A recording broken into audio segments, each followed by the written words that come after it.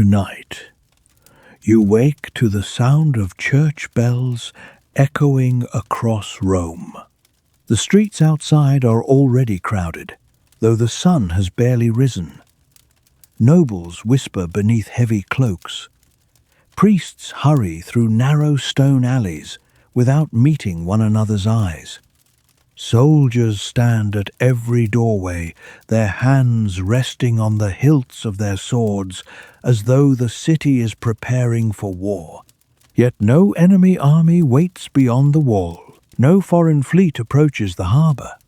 The man everyone has come to judge has been dead for nearly a year. Inside a vast basilica lit by hundreds of trembling candles, servants work in uneasy silence. No one speaks unless absolutely necessary. Even the smallest sound seems louder than it should. The scrape of a wooden chair, the rustle of embroidered silk, the faint crackle of burning wax. Everything else is still, because lying before them is not simply a body, it is a pope. The tomb had been opened only hours earlier. Heavy stone was lifted away. The smell of damp earth escaped first. Then came the remains. Months beneath the ground had not been kind. The flesh had darkened. The joints had stiffened. The face no longer resembled the portraits that once hung proudly inside palaces and churches across Italy. Yet the attendants continue their work, slowly, carefully, respectfully, or perhaps fearfully. Even they cannot decide which. One man unfolds magnificent white robes stitched with golden thread. Another fastens a jeweled clasp around a neck that no longer bends. Someone gently places rings back onto thin fingers. Another lowers the papal crown into position. No one looks directly into the empty face for very long. When everything is finished, several men struggle to lift the body. The robes hide much of the terrible reality beneath them. From a distance, it almost resembles an elderly man sleeping peacefully after a difficult life. Almost, but only almost. The body is carried toward an elaborate wooden throne, the same throne from which popes had once addressed kings, bishops, pilgrims, and ambassadors. Today, its occupant cannot speak.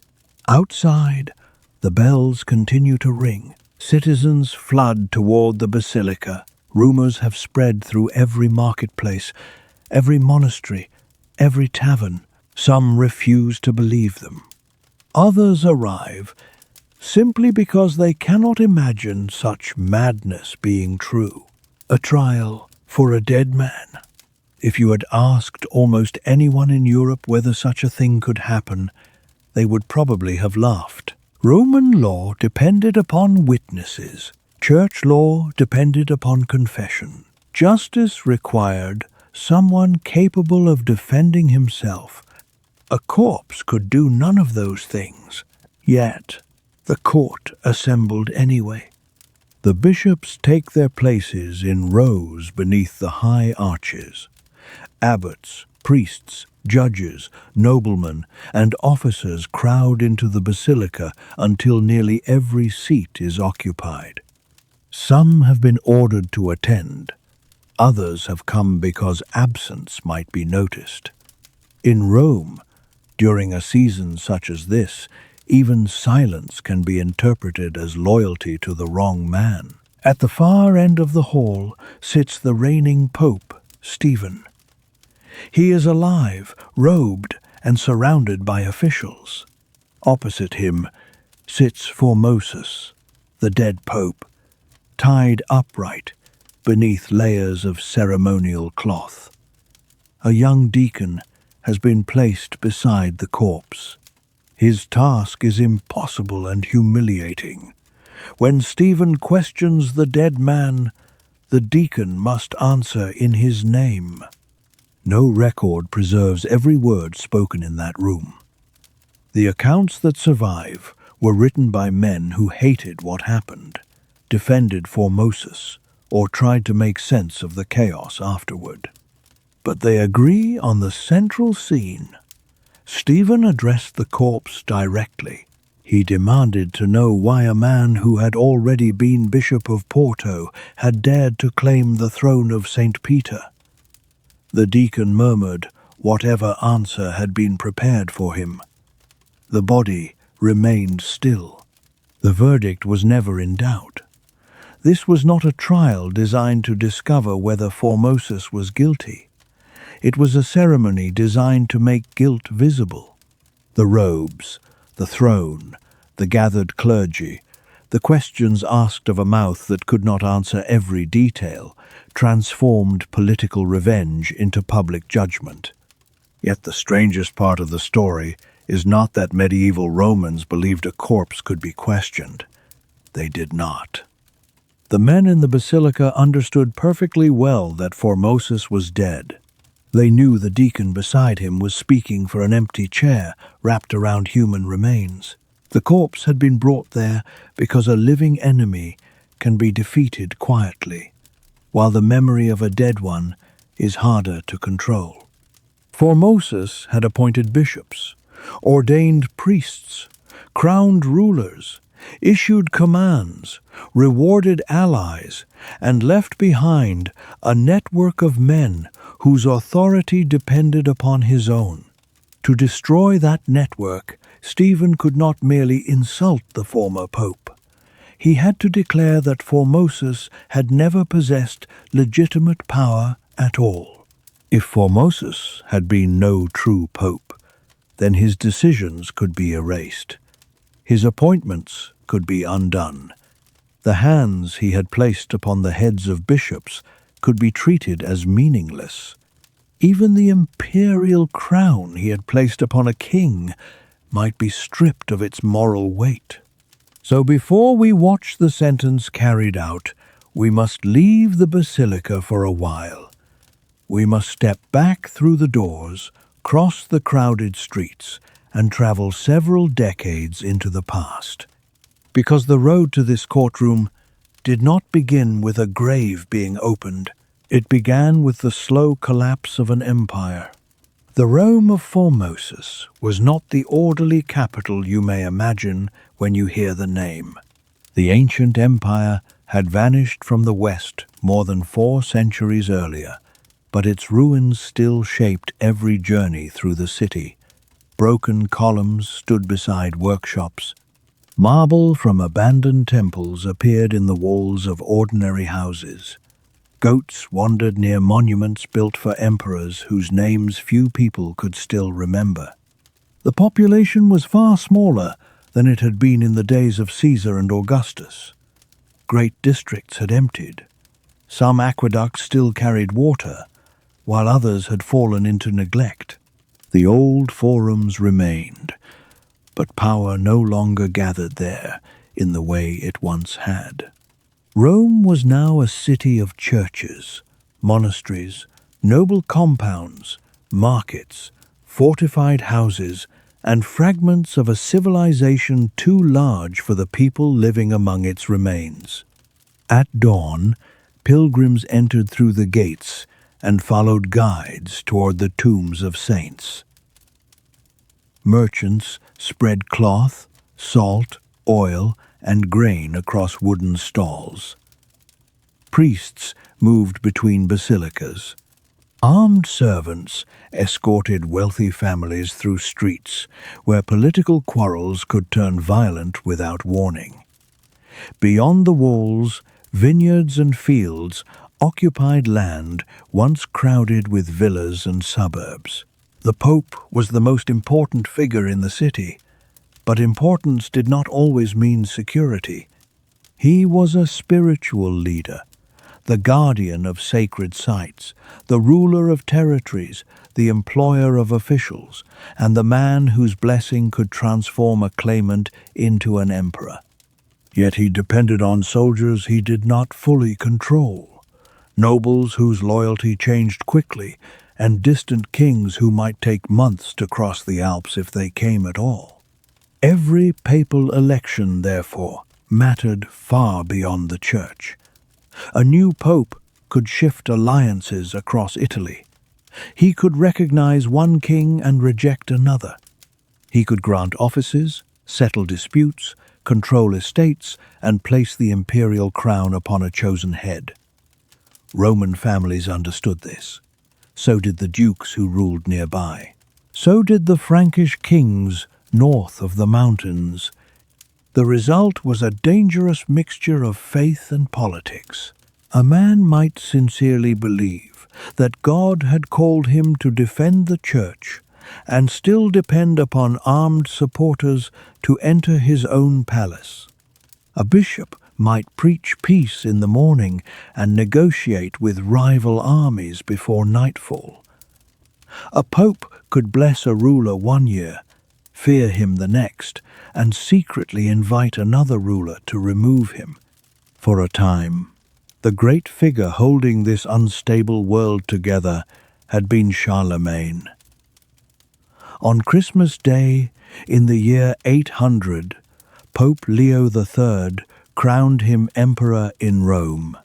The ceremony suggested that the old Roman imperial title had returned in a new Christian form. The emperor would defend the Church. The pope would give sacred recognition to the emperor. Each needed the other. But Charlemagne died in 814, and his descendants divided his territories. Kingdoms were inherited, broken apart, reunited, and divided again. Brothers fought brothers. Cousins claimed the same crowns. Local rulers grew stronger as imperial power weakened. By the late 9th century, the title of emperor still inspired obedience and fear. But the man who claimed it might control only part of the lands once ruled from Charlemagne's court. Italy became the prize in a contest with no stable rules. Kings from the north crossed the Alps. Dukes in central Italy built their own power. Lombard nobles shifted allegiance whenever survival required it. Rome stood in the middle, possessing the crown everyone wanted but lacking the army needed to remain independent. Among the strongest local families were the rulers of Spoleto. Their lands lay northeast of Rome, close enough to threaten the papal territories and powerful enough to influence events inside the city. The Dukes of Spoleto were not distant names on a map. Their soldiers could appear on Roman roads. Their allies could sit within the papal court. Their ambitions could not be ignored. This is the world into which Formosus rose, a world where a bishop's journey could alter the fate of kingdoms, where a coronation could make enemies for life, and where old legal rules could remain forgotten until someone found a use for them. Formosus was already an old man by the standards of his age when he became pope, but his career had begun long before the final struggle in Rome. He was born around the year 816, probably in or near the city. We know little about his childhood. No reliable account tells us what his parents did, what street he grew up on, or when he first decided to enter the church. By the middle of the century, however, he had become a respected churchman. In 864, Pope Nicholas I appointed him Bishop of Porto, a diocese near the mouth of the Tiber. Porto was close enough to Rome for its bishop to remain involved in papal affairs, yet it was also a distinct see with its own clergy, churches, lands, and obligations. Formosus soon gained a reputation as a capable diplomat. He was sent beyond Italy on missions that required patience, learning, and an ability to survive courts where every sentence carried political meaning. The most important of these journeys took him east, toward Bulgaria. Only a few years earlier, the Bulgarian ruler Boris had accepted Christianity. But conversion did not settle the question of who would guide the new Christian kingdom. Constantinople stood to the east. Rome stood to the west. Both offered clergy, instruction, and influence. The choice was religious, but it was also political. A church tied to Constantinople might draw Bulgaria toward the Byzantine Empire. A church tied to Rome might give Boris more distance from his powerful neighbor. Formosus arrived as a representative of Pope Nicholas. He answered questions, organized church life, and apparently impressed the Bulgarian court deeply. Boris wanted him to remain and become Archbishop of the country. For a churchman, it was an extraordinary compliment. It also created a problem. A bishop was not supposed to abandon one diocese in order to take another. The rule existed partly to prevent ambitious men from treating bishoprics like steps on a ladder. Once consecrated to a see, a bishop was joined to it in a bond often compared to marriage. He might travel as an envoy. He might serve the wider church. But simply exchanging a modest diocese for a richer or more prestigious one threatened the order the church was trying to preserve. Pope Nicholas therefore refused Boris's request. Formosus returned west. At the time, the decision may have seemed like a small episode in a long diplomatic career. Decades later, the same principle that a bishop must not leave his see for another would be placed at the center of the trial against his corpse. Formosus continued to serve as a papal envoy. He traveled to the Frankish lands and became familiar with rulers whose families competed for the remains of Charlemagne's empire. He learned how kings spoke when they wanted a pope's support, how bishops behaved when two royal courts demanded loyalty, and how quickly sacred language could conceal practical ambition. His talents made him useful. They also made him visible. By the 870s, he was no obscure bishop. He had supporters, a reputation, and perhaps ambitions of his own. In Rome, that could be dangerous. Pope John VIII initially trusted him.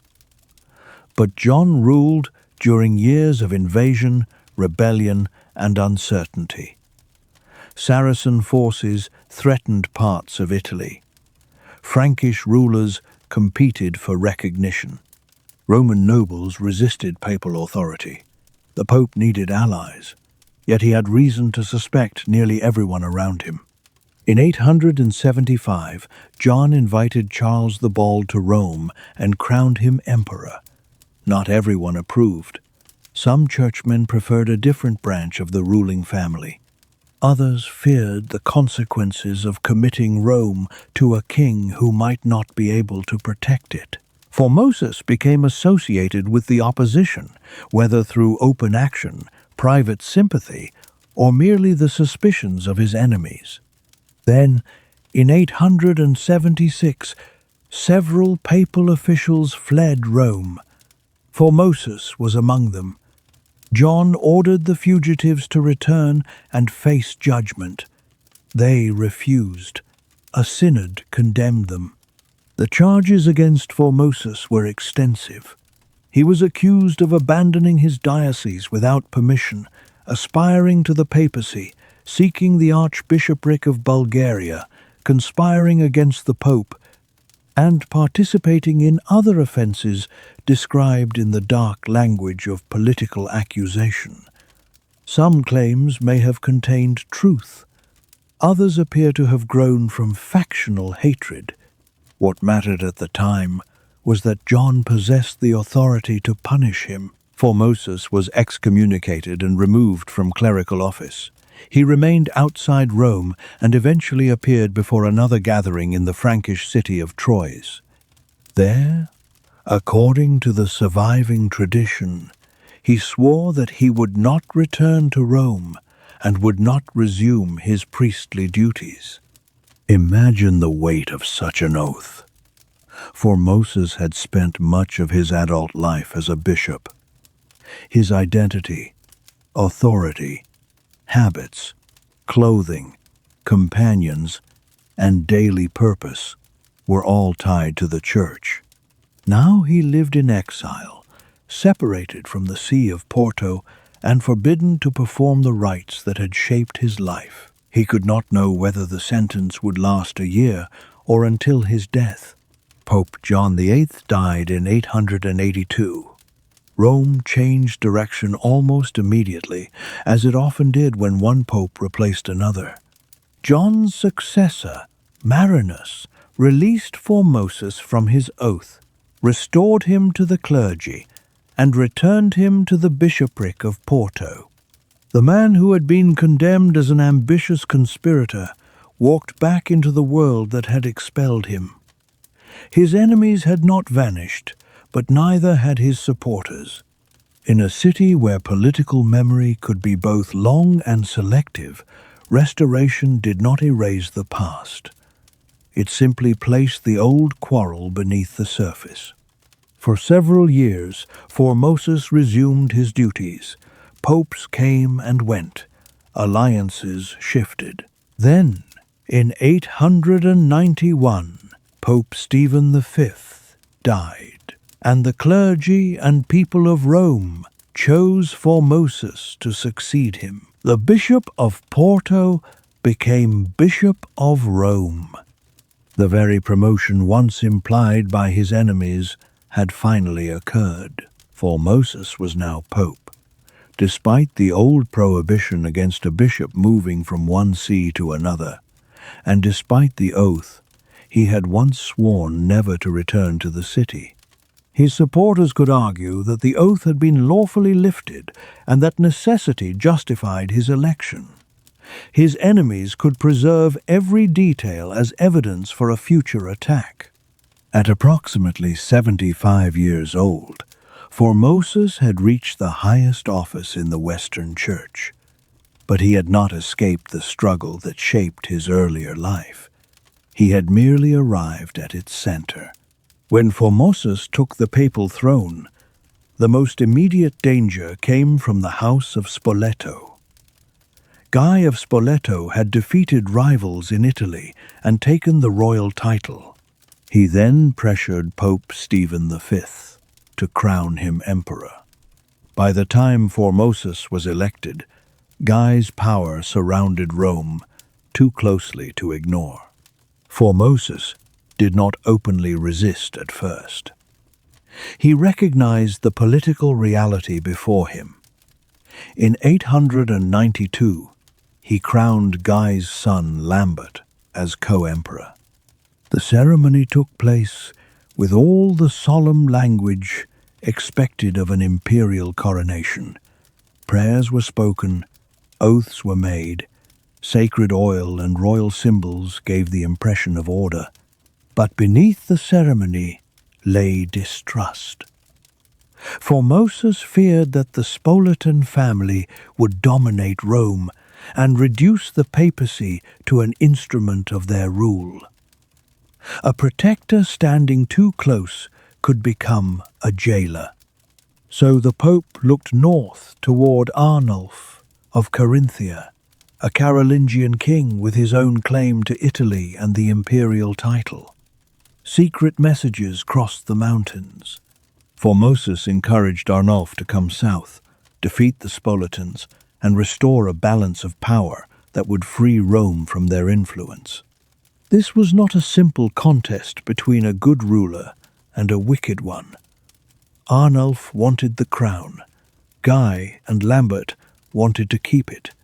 Formosus wanted a protector strong enough to remove the Spoletans, but not so strong that Rome lost all independence. Each side spoke of lawful rule while preparing armies. Arnulf entered Italy in 894 and gained ground in the north, but the campaign did not immediately settle the struggle. Guy died later that year, leaving Lambert and Lambert's formidable mother, Agiltrude, to defend the family's position. Agiltrude understood that control of Rome meant more than possession of a city. If the Pope recognized Lambert, the young emperor's claim carried sacred authority. If the Pope crowned Arnulf instead, that authority would be placed in another man's hands. In the autumn of 895, Arnulf crossed into Italy again. His army moved south. Towns opened their gates, resisted, or negotiated according to their chances. As news of his approach reached Rome, the city divided. Supporters of Spoleto fortified their position.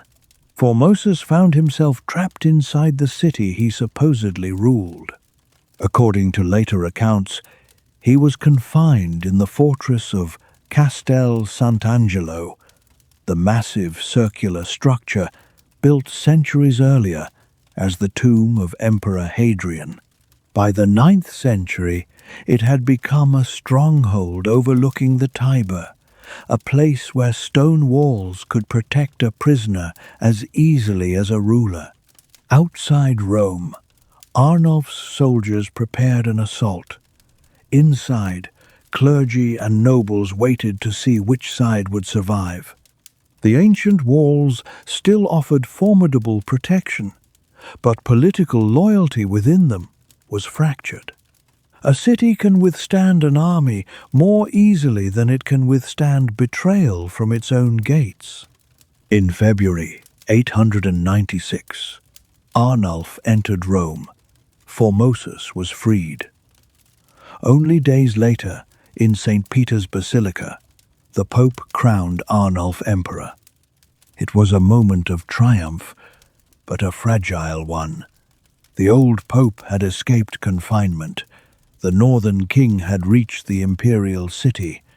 The Spoletan hold over Rome appeared broken. Beneath the high roof of the basilica, Arnulf received the crown that Guy and Lambert had claimed before him. Every gesture carried a message.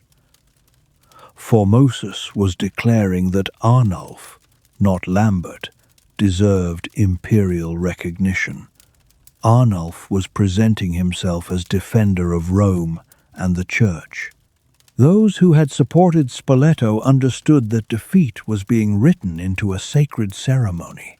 But coronations could not control illness, distance, or chance.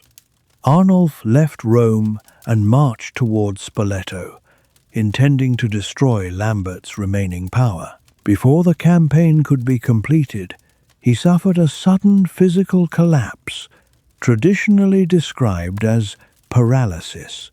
His army halted. The emperor, who had crossed the Alps and entered Rome, could no longer continue. He withdrew north, and his influence in Italy faded with astonishing speed. Formosus was left exposed. On the 4th of April, 896, only weeks after Arnulf's coronation, the Pope died. He was around 80 years old. Some later stories suggested poison, as stories often do when powerful men die during political crises. The surviving evidence does not allow certainty. Age, exhaustion, illness, or violence could all be imagined. What is certain is that Formosus was buried with the honors of his office, while the alliance he had built collapsed around his grave. His immediate successor, Boniface VI, survived as pope for only 15 days. Then Stephen became pope. Stephen had once been made Bishop of Anagni by Formosus, possibly against his will. That detail would become important. The same church law used to accuse Formosus of abandoning Porto could also raise questions about Stephen leaving Anagni to become Bishop of Rome. If the acts of Formosus were declared invalid, however, Stephen could claim that he had never truly been Bishop of Anagni at all. Historians cannot look into Stephen's mind. Personal hatred, fear, legal self-interest, pressure from the Spoletan faction, and a desire to erase Arnulf's coronation may all have played a part. The trial was probably not created by one motive. Political violence rarely is. What we can see is the change in Rome. Arnulf was gone. Lambert and Agiltrude recovered influence. Men who had remained quiet during the northern occupation now returned to public life. The allies of Formosus were vulnerable, and the new pope needed to show where he stood. Condemning a dead predecessor offered several rewards at once. It pleased the enemies of Arnulf. It weakened clergy appointed by Formosus. It damaged the legitimacy of decisions made during his pontificate. It also allowed Stephen to present himself not as the beneficiary of Formosus, but as the man correcting Formosus's crimes. A written condemnation might have been sufficient for lawyers. It was not sufficient for Rome. The humiliation had to be seen. Sometime near the beginning of 897, the order was given to remove Formosus from his tomb. He had been dead for months. Winter had passed over the city. Rain had darkened the streets and filled low ground near the river. Pilgrims continued to arrive, unaware that beneath one of Rome's sacred buildings, men were preparing to disturb the burial of a pope. The workers chosen for the task may have been clerics, servants, laborers, or a mixture of all three. Their names were not preserved. We do not know what they said to one another as they approached the tomb. Perhaps some treated it as another command from powerful men. Perhaps others feared spiritual punishment. Perhaps a few believed Formosus deserved what was coming. Stone does not move easily in a quiet chamber. Tools strike, dust falls, the sound travels along walls. When the covering was finally lifted, the air inside the grave met the air of the church. The body had been buried in papal garments, but time had already begun its patient work. Those present wrapped, lifted, and carried the remains away from the place where they had been laid to rest. The destination was the Lateran Basilica, the cathedral church of Rome, and the official seat of the Pope. St. Peter's held the tomb of the Apostle and drew pilgrims from across Europe, but the Lateran was the bishop of Rome's own cathedral. To stage the trial, there was to place the full authority of the papal office behind the spectacle. The body could not simply be laid upon the floor. It had to resemble an office holder. Attendants dressed Formosus again in papal vestments and secured him upright. The fabrics restored color where the body had lost it. The crown restored the outline of authority. The throne created the illusion of presence. Then the doors opened, and the living entered. Bishops, who had once received letters from Formosus, now sat as his judges. Clergy, ordained during his pontificate, watched from the edges of the hall, aware that their own futures might depend upon the verdict. Nobles measured the mood of the room. Guards observed the crowd. At last, Pope Stephen took his place. Across from him, dressed in white and gold, sat the man who had once made him a bishop. The trial of the dead was ready to begin. The gathering later became known as the Cadaver Synod, though no one sitting inside the Lateran that winter morning would have used such a neat name. To them, it was a church council summoned by the reigning pope. The bishops were present because they had been ordered to attend. The accused wore the correct robes. The charges were read in the language of law. Only the defendant made the proceeding impossible to mistake for ordinary justice. Formosus sat where everyone could see him. Time had altered the body, and no arrangement of cloth could completely disguise it. The attendants may have tied him to the throne or supported him in some other way. The surviving accounts do not explain the practical details. They preserve what mattered to later writers. The corpse remained upright, dressed as Pope, while Stephen addressed it as though the dead man might answer. A deacon stood nearby. His task was to speak on behalf of Formosus. He was not a defender in the modern sense. He could not challenge Stephen, call witnesses, or expose the political purpose of the trial. He was there to supply replies when replies were demanded, turning the silence of the corpse into part of the ceremony. You can imagine the position in which this placed him.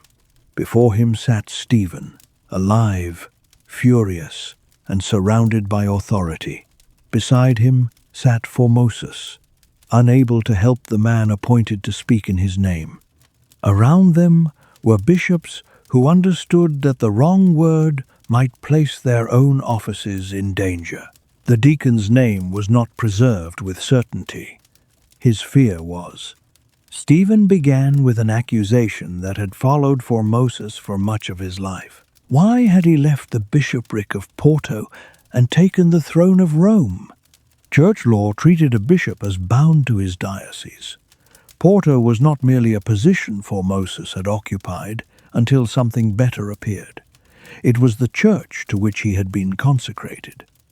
Moving from one episcopal see to another could be condemned as ambition, especially when the second see was the most powerful in the West. The rule was not always applied consistently. Politics, necessity, and changing circumstances had produced exceptions. Formosus's supporters could point out that he had been elected by the Roman clergy and people, and that the sentence imposed on him under John VIII had later been lifted. But the synod was not gathered to weigh both sides patiently. It had been gathered to reach a result already desired. Stephen turned toward the dead man and demanded to know why, driven by ambition, he had seized the universal Roman see.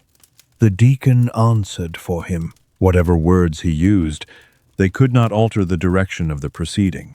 The reply came from a frightened living man, but the humiliation belonged to the body on the throne.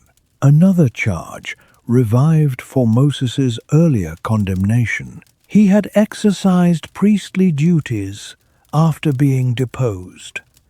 He had broken the promise associated with his return from exile. He had acted as bishop and later as pope when, according to his accusers, he possessed no lawful right to do so. The old dispute was being reopened after the people who could explain it were gone. Pope John VIII had been dead for years. Marinus, who restored Formosus, was dead. Formosus himself was dead. Documents could be selected, old accusations repeated, and inconvenient acts of forgiveness treated as though they had never occurred. This was one of the advantages of judging the past from a room controlled by the present. The legal issue may sound remote, but it touched nearly every important man in the basilica. A pope did not act alone. He ordained priests. He consecrated bishops. He approved appointments, granted privileges, settled disputes, blessed churches, and placed sacred authority behind decisions that spread far beyond Rome. If Formosus had never been a lawful pope, then every act performed through his papal office could be questioned. That included ordinations. A bishop consecrated by Formosus might be told that he had never truly become a bishop. Priests ordained by those bishops could then face doubts about their own status.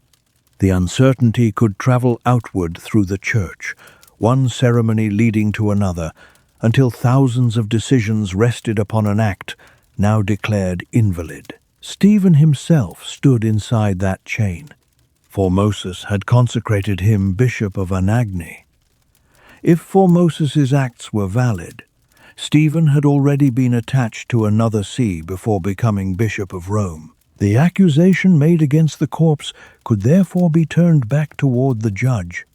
But if Formosus's pontificate and ordinations were erased, Stephen's earlier consecration might also be erased. The man accusing Formosus of moving from Porto to Rome could claim that he himself had never legally occupied Anagni. The trial was not only revenge, it was a solution, however violent and unstable, to Stephen's own problem. No one needed to say this aloud. Many in the room would have understood it. There was another decision hidden beneath the legal charges. The question of who had been emperor. Formosus had crowned Lambert of Spoleto. Later he had invited Arnulf into Italy and crowned Arnulf as well. The second coronation was a rejection of the first alliance and a direct attack on the House of Spoleto. Even after Arnulf's retreat, the ceremony remained part of the public record. Sacred oil had been used, oaths had been spoken, the imperial crown had been placed upon Arnulf's head by the Pope. If the acts of Formosus were void, Arnulf's coronation could be treated as void with them. Lambert's supporters did not need to defeat Arnulf again on a battlefield. They could attack the authority of the man who crowned him. By making Formosus an unlawful pope, they weakened the rival emperor's claim and restored honor to the family Formosus had betrayed. This helps explain why a written judgment was not enough. The political reversal had to be visible. Rome had watched Arnulf enter the city and receive the crown. Now Rome would watch the Pope who crowned him stripped of his own dignity. The body became a message addressed to the living. The bishops listened as the accusations continued. Some may have hated Formosus. Some may have owed their positions to him. Others may simply have wanted to survive Stephen's pontificate and return to their diocese. The sources describe the synod as unwilling, suggesting that at least part of the clergy participated under pressure. That does not mean every man protested in his heart. Political gatherings are rarely so simple. Fear, obedience, resentment, and opportunity can occupy the same room together.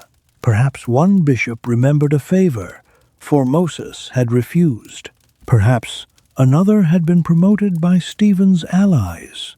Perhaps a third looked at the corpse and wondered how quickly Rome might do the same to any pope who chose the wrong king. The trial continued beneath the high ceiling of the Lateran. Candle smoke gathered above the assembly. Winter light entered weakly through openings in the basilica.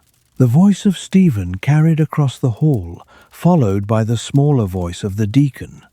Question, answer, accusation, silence. The body did not move. Later retellings often portray Stephen shouting at the corpse in uncontrolled rage. He may indeed have spoken with anger. The proceeding itself was angry enough, but we should be careful not to turn him into a figure from a stage play, simply because the event seems theatrical to us. Stephen was not acting outside politics. He was acting at its center. He had allies to satisfy, enemies to remove, and a legal position to protect. The synod's cruelty did not make it irrational. In the world of late 9th century Rome, symbolic violence could serve a precise purpose. Clothing, titles, gestures, burial places, and public rituals told people who possessed authority. To reverse those symbols was to reverse power. That is why Formosus had been dressed before the trial. He first had to appear fully as Pope so that the office could be taken from him in public. The robes were not a kindness to the dead. They were part of the punishment. At some point, the questioning ended. No evidence offered by the deacon had changed the judgment. No witness rose to explain that Marinus had restored Formosus lawfully. No one asked whether a man elected by Rome and recognized for years could be erased because an older enemy had once condemned him.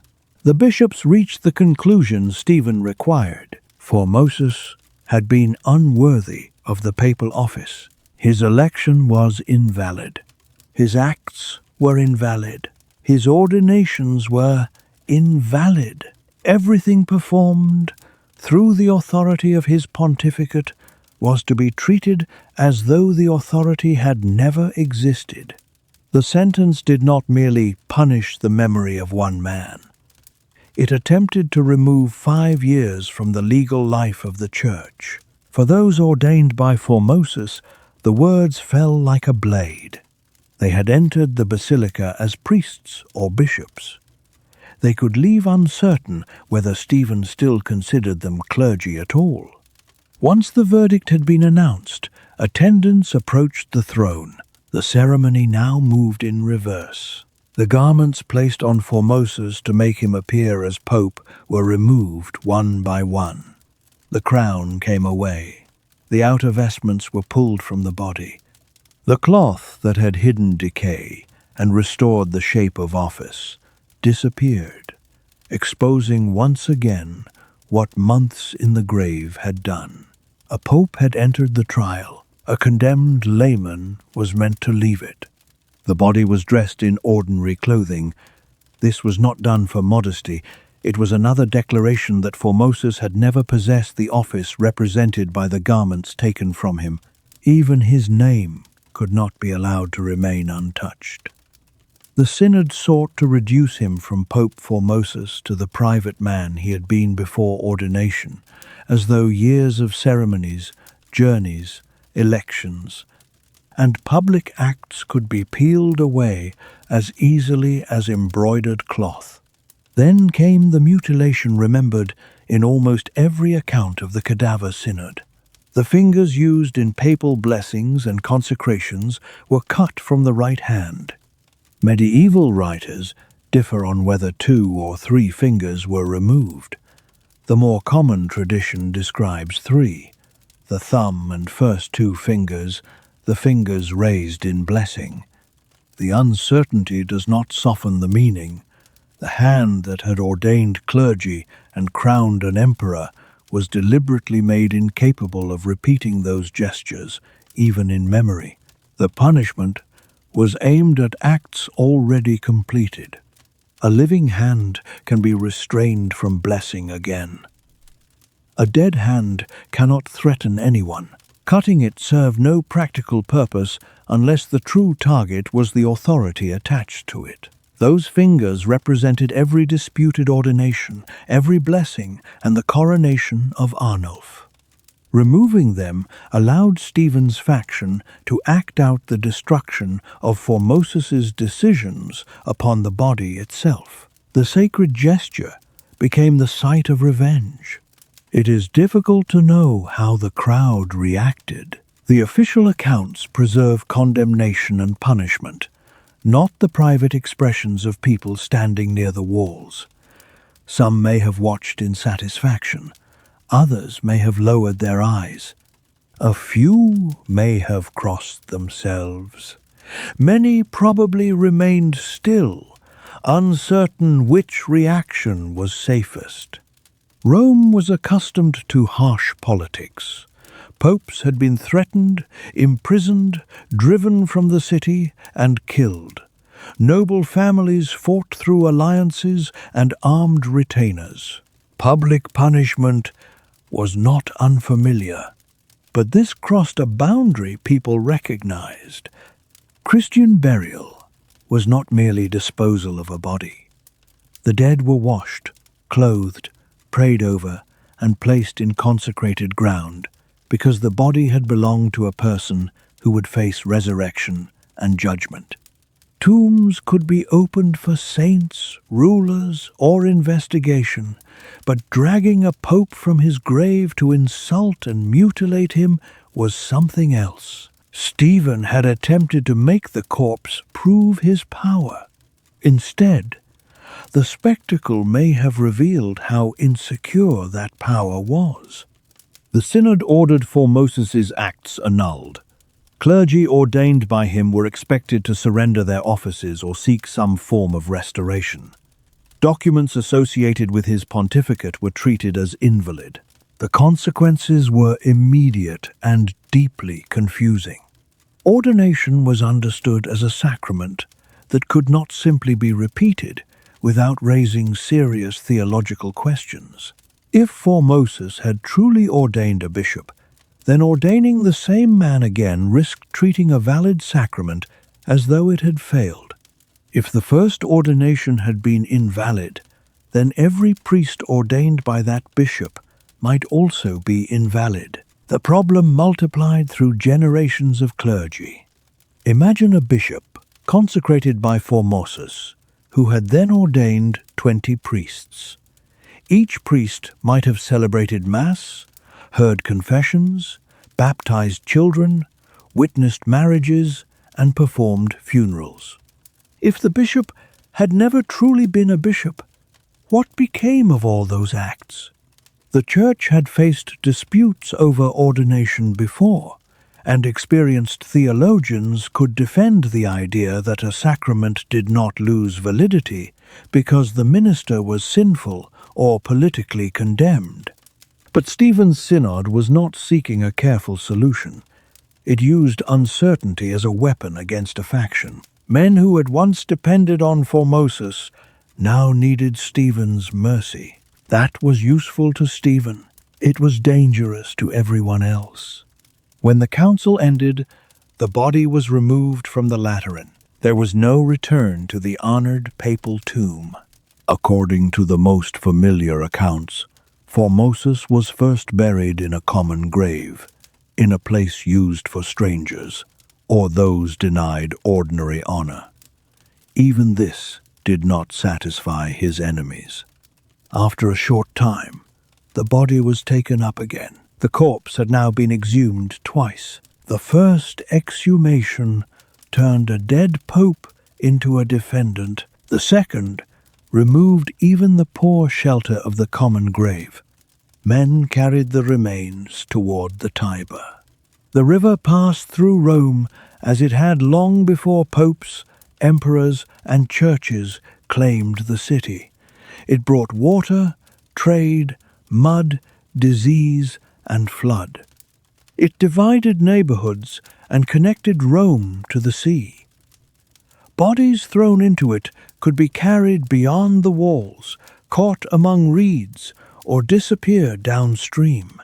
To cast Formosus into the Tiber was to deny him a stable grave and remove him from sacred ground. It also echoed the treatment of criminals and political enemies whose bodies were not permitted honorable burial. At the riverbank, the papal robes were gone.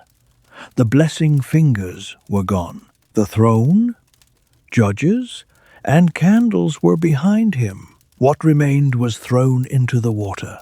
The river closed over Pope Formosus. Stephen had achieved nearly everything the synod was designed to accomplish. Formosus had been condemned. His papacy had been declared invalid. His supporters had been weakened. Arnulf's coronation had been attacked at its source. The House of Spoleto had received its revenge. Yet the victory did not settle Rome.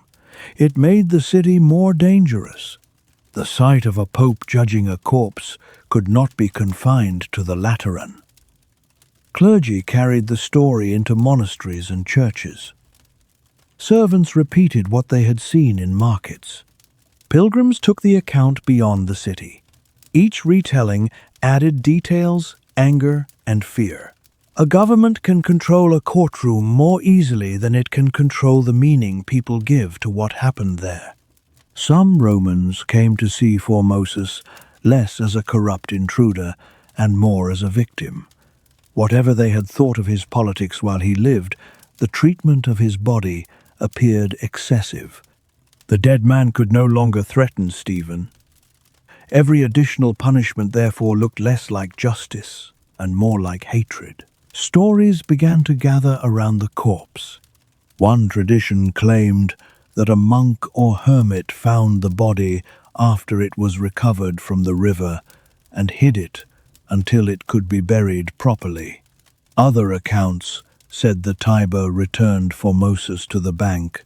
Still later stories described miracles near the body, as though the dead pope had answered his judges through signs rather than words. We cannot verify the miraculous details. They reveal something important nonetheless. Public sympathy was moving. A corpse cast away as a criminal was becoming a wronged pope whose body refused to disappear. The Lateran itself soon suffered severe damage, probably during an earthquake or structural collapse in the same troubled period. Later writers interpreted the destruction as divine judgment upon the place where the trial had occurred. It is easy to understand why the story spread. The basilica had held the corpse upright while bishops condemned it. Then part of the great church fell. To people who saw history through providence, the sequence required no further explanation. The exact relationship between the damage and the synod is impossible to establish. Buildings in early medieval Rome were vulnerable to age, neglect, fire, and earthquakes. But political events are remembered through symbols, and the ruined basilica became one more symbol Stephen could not control. The courtroom seemed to have condemned itself. Meanwhile, the clergy affected by the verdict had strong reasons to oppose Stephen. Their offices, reputations, and sacramental acts had been placed under suspicion. Some had obeyed Formosus because he was pope, not because they belonged to a political conspiracy. Now they were being punished for treating him as the authority Rome had recognized at the time. Stephen attempted to force men ordained by Formosus to resign. Every resignation created another enemy. Every vacant office created a struggle over who would replace its holder. The campaign that was supposed to secure Stephen's position instead widened the number of people who needed his rule to end. The papal throne did not protect him. By the summer of 897, Rome erupted against Stephen. The details of the uprising are not fully preserved.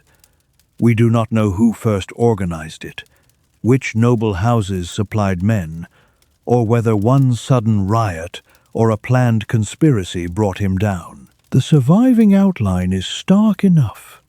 Stephen was seized.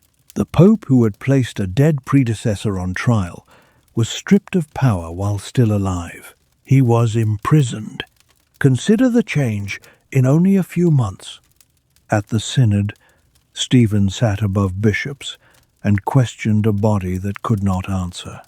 Guards obeyed him. Clergy repeated his judgment. Attendants mutilated Formosus at his command. Now, stone walls closed around Stephen. The voices outside his cell belonged to men he could no longer order into silence. He had no throne, no court, and no corpse upon which to display authority. The factions that raised him had either abandoned him or become too weak to save him. In prison, he waited. Sometime in July or August of 897, Stephen was strangled. His pontificate had lasted little more than a year. His great public act, intended to erase Formosus, ensured that the two men would be remembered together. Rome did not become calm after Stephen's death. Popes followed one another rapidly, supported by rival groups and threatened by the same unstable politics. But the judgment against Formosus began to unravel almost at once. Theodore II became pope later in 897. His reign lasted only about 20 days. Yet during that brief time, he overturned the decisions of the Cadaver Synod. The ordinations performed by Formosus were recognized again. The dead pope's body, recovered according to tradition from the Tiber, was restored to an honorable grave in St. Peter's Basilica. There, among the tombs of popes, the man dragged out for trial was buried once more. The reversal was more than an act of mercy toward the dead. It protected the living church from the chaos created by Stephen's judgment. Bishops and priests did not need to pretend that years of sacramental life had never occurred. Documents and appointments could regain authority. The attempt to remove an entire pontificate from history was itself removed. For the moment, the judgment of the Cadaver Synod had been written down. That mattered. A medieval council did not exist only in the memories of the bishops who attended it. Clerks recorded decisions. Copies could be carried to other churches. A sentence issued in Rome might determine whether a bishop hundreds of miles away was considered legitimate, whether a monastery retained a privilege, or whether a priest was permitted to stand at an altar. Stephen had tried to give revenge the permanence of law. After his fall, the men who opposed him understood that reversing the spectacle was not enough. Formosus had been returned to his grave, but the verdict still lived in ink. In 898, another pope took the throne. John IX was a Benedictine monk before his election, and he inherited a city still divided by the same quarrels that had destroyed his predecessors. The factions had not disappeared. Arnulf remained alive north of the Alps, though illness had ended his ability to dominate Italy. Lambert of Spoleto still carried the imperial title. Clergy ordained by Formosus wanted security. The enemies of Formosus wanted their own actions protected. John could not govern by pretending the conflict had never happened. He summoned councils, first in Rome and then at Ravenna. Ravenna stood far to the north of Rome, near the Adriatic coast. It was a city of old imperial churches, marshy ground, mosaics, and memories of emperors who had once ruled the Western world from behind its walls. Holding a council there placed the dispute in a setting where papal and imperial politics met directly. Bishops arrived carrying documents, grievances, and loyalties that had survived several changes of pope. Some had been consecrated by Formosus. Others had accepted Stephen's judgment. Many had probably done whatever seemed necessary to remain alive and in office, while power changed hands around them. There was no simple division between brave defenders and wicked conspirators. There were frightened men, ambitious men, cautious men, and men who had discovered that yesterday's obedience could become tomorrow's crime. John's councils confirmed the rehabilitation begun under Theodore II. Formosus was recognized as a legitimate pope. His ordinations were accepted. The judgment pronounced over his corpse was rejected. The records of the Cadaver Synod were ordered to be destroyed, and the trial of dead persons was forbidden. Imagine the documents being brought forward. Parchment was expensive. It carried the work of animals, craftsmen, scribes, and clerks. A formal act of a Roman synod might bear names, seals, and carefully arranged lines meant to survive long after the voices that produced them had vanished. Now those pages represented something the Church wished to unmake. They were placed into flame. The edges tightened first. Ink darkened against curling skin. Lines of accusation disappeared into orange light. Names that had once seemed powerful folded inward, blackened, and broke apart. It was another kind of funeral. Stephen had tried to destroy the authority of Formosus by attacking his body. John tried to destroy Stephen's judgment by attacking its written memory.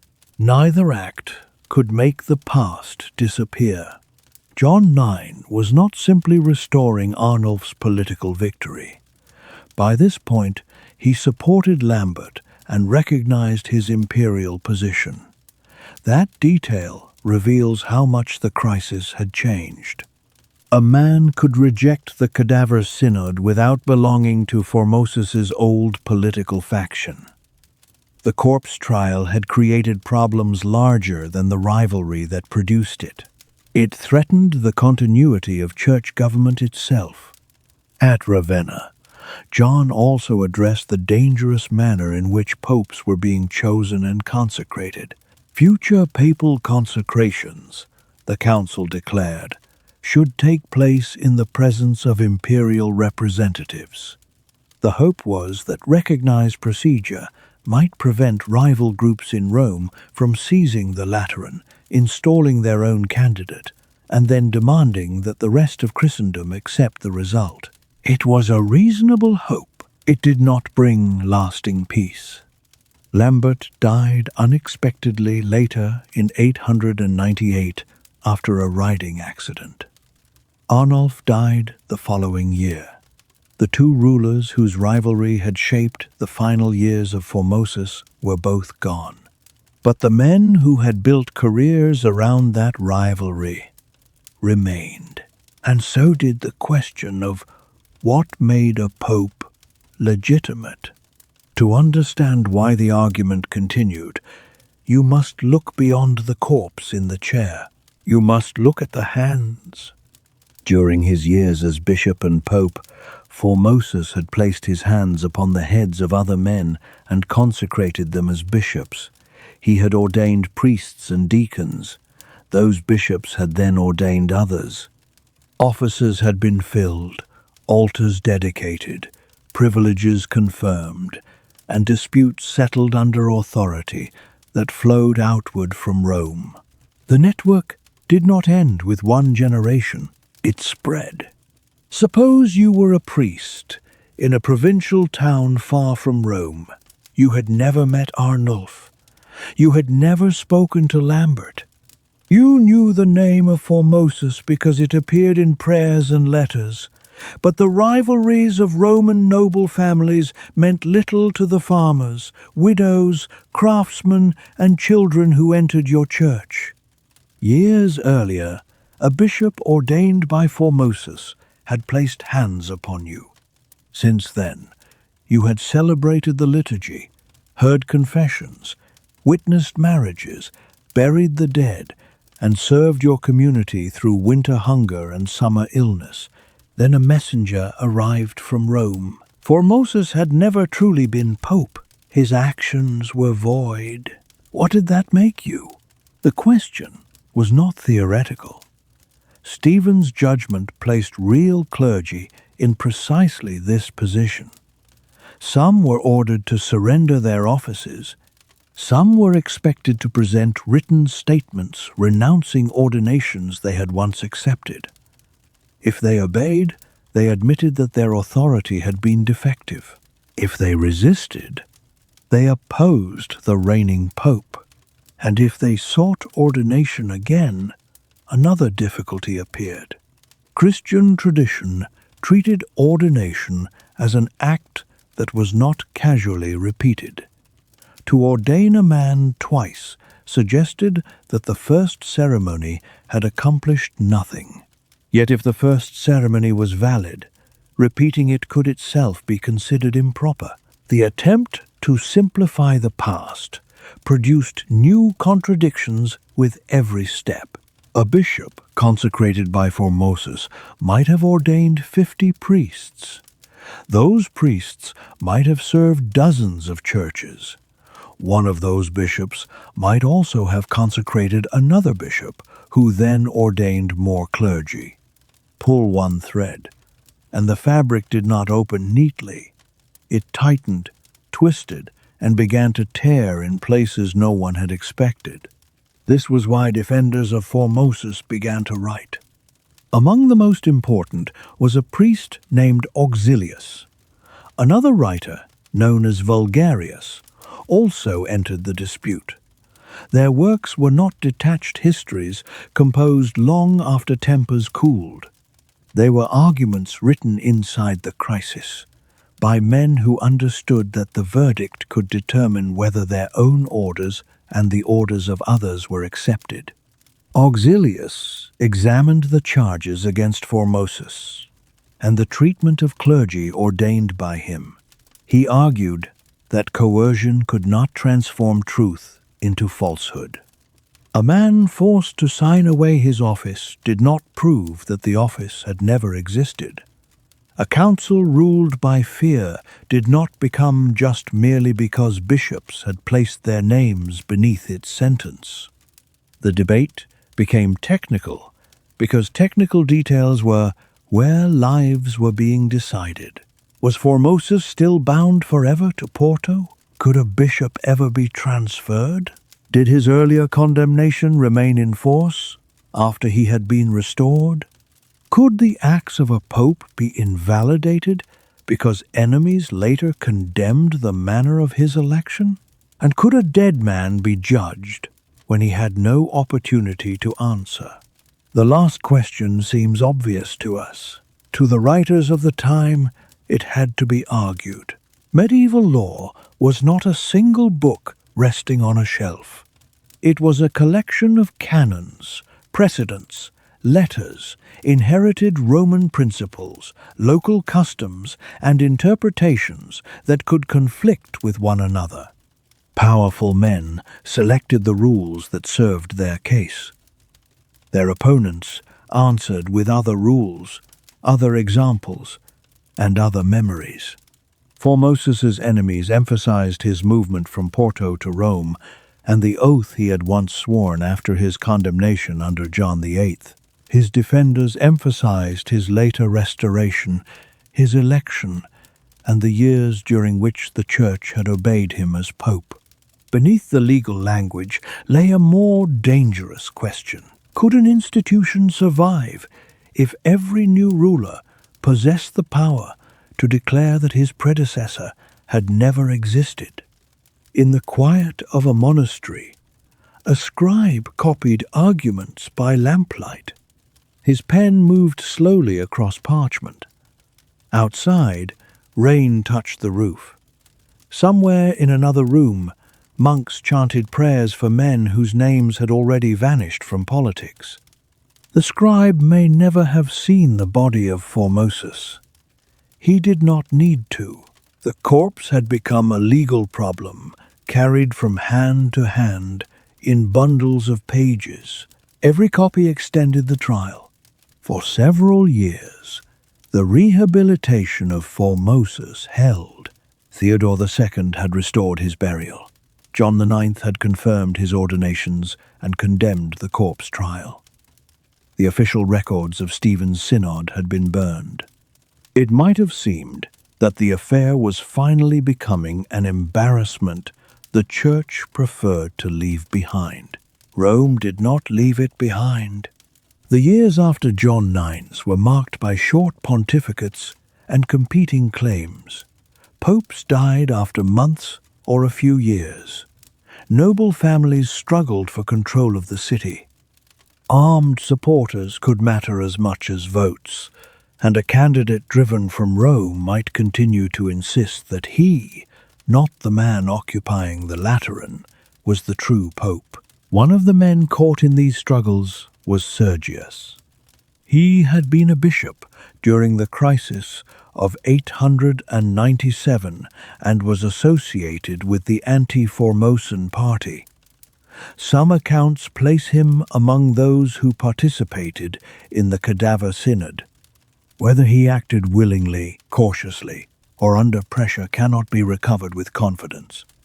What is clear is that his later career was tied closely to the enemies of Formosus. Sergius claimed the papacy during a disputed election in 898, but failed to hold Rome. Years passed. Rivals occupied the throne. Alliances shifted.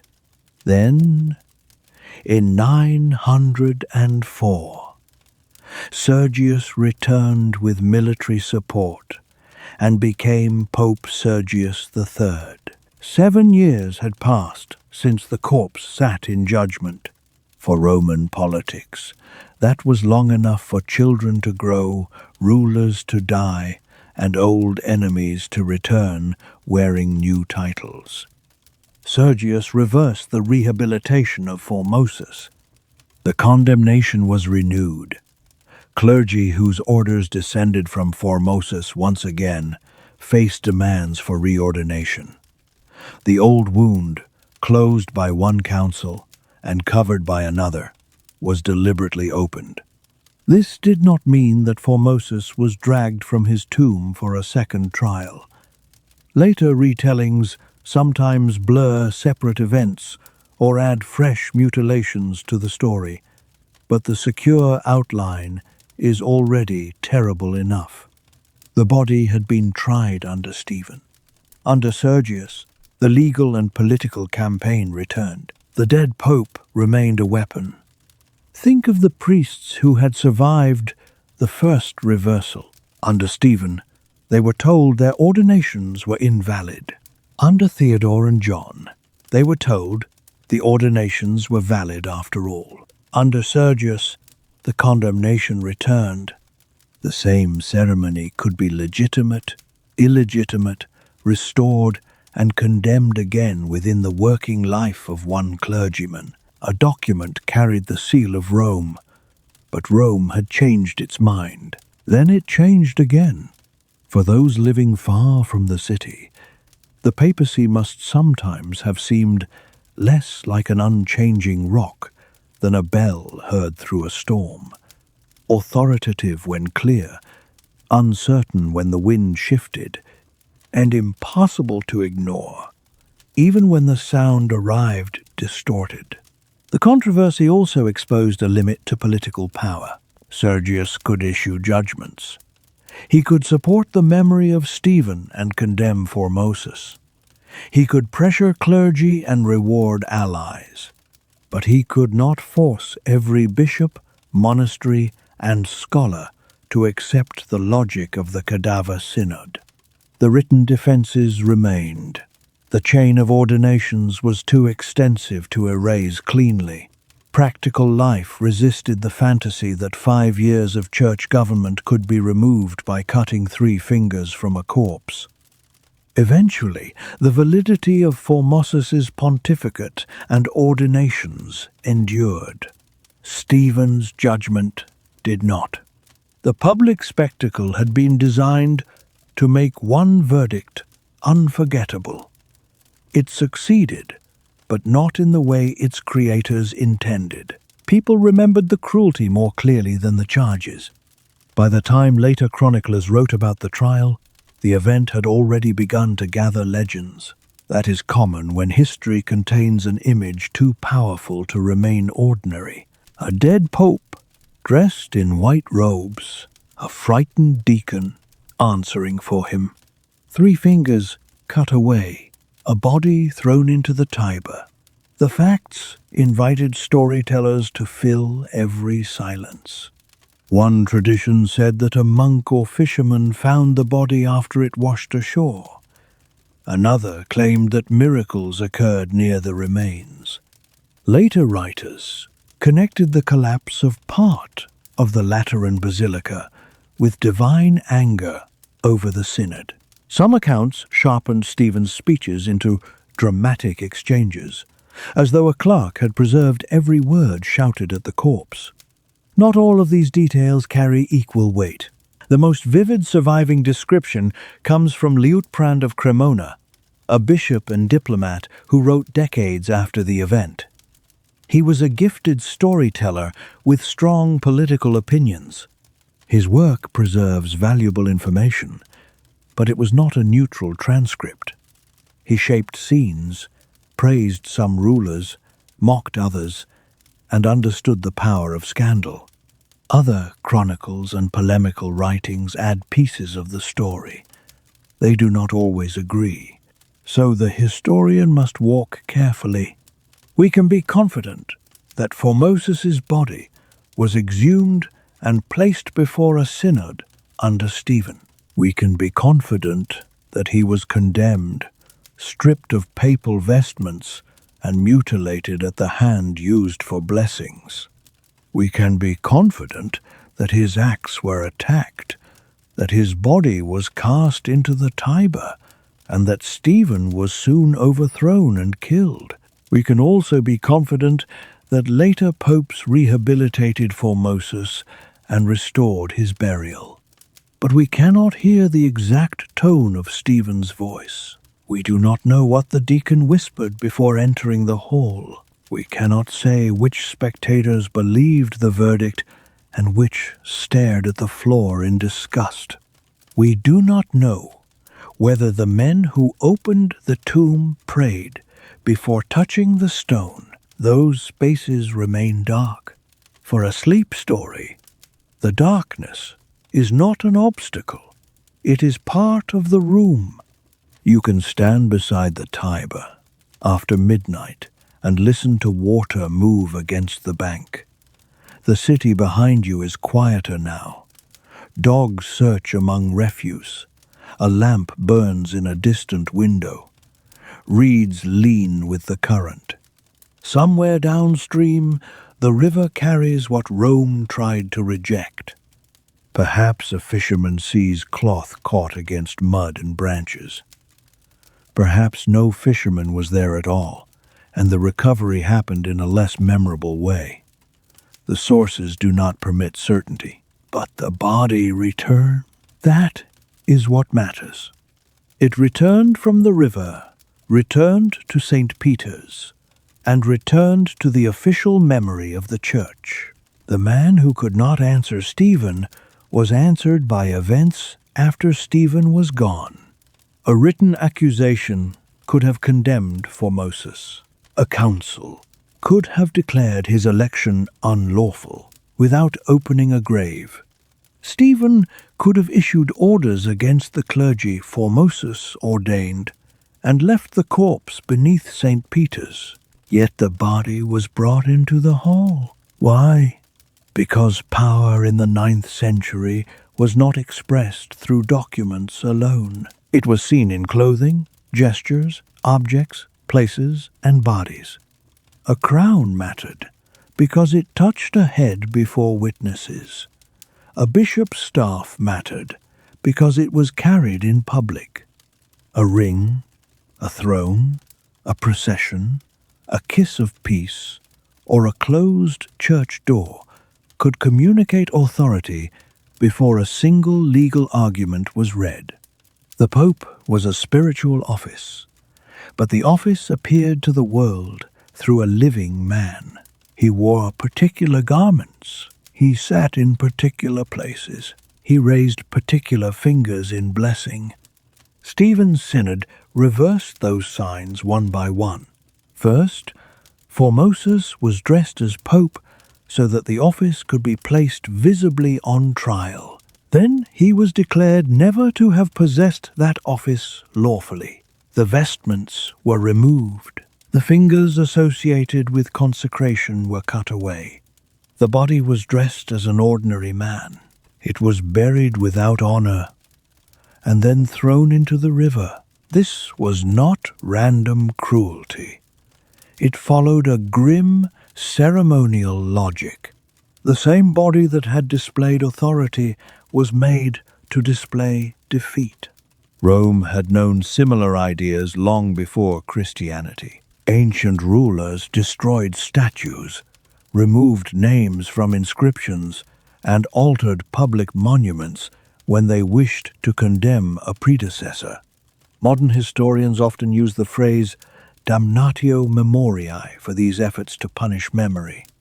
The Cadaver Synod was not simply an ancient Roman ritual repeated unchanged, but it took place in a city where political authority had always been performed through visible honor and visible disgrace. The streets were filled with broken reminders of earlier regimes. Marble faces had been chiseled away. Names had vanished from stone. Temples had become churches. Imperial halls had become quarries. Columns raised for one ruler stood inside buildings dedicated by another. Rome taught every generation that power could rewrite the surface of the past. Stephen tried to rewrite a corpse. There was also a more immediate reason. Formosus had crowned Arnulf emperor. That ceremony had joined two bodies before witnesses, the Pope who placed the crown and the ruler who received it. If Formosus was never lawful Pope, then the legitimacy of Arnulf's coronation could be attacked. If his blessings and consecrations were nothing, the political order he supported could be treated as nothing as well. The trial, therefore, reached beyond one grave. It touched kings, bishops, noble families, and every appointment connected to Formosus's authority. The corpse sat alone in the chair, but an entire political network stood behind it. And Stephen himself stood within that network. Formosus had made him a bishop. That fact created a trap. To become pope, Stephen had left the see to which Formosus appointed him.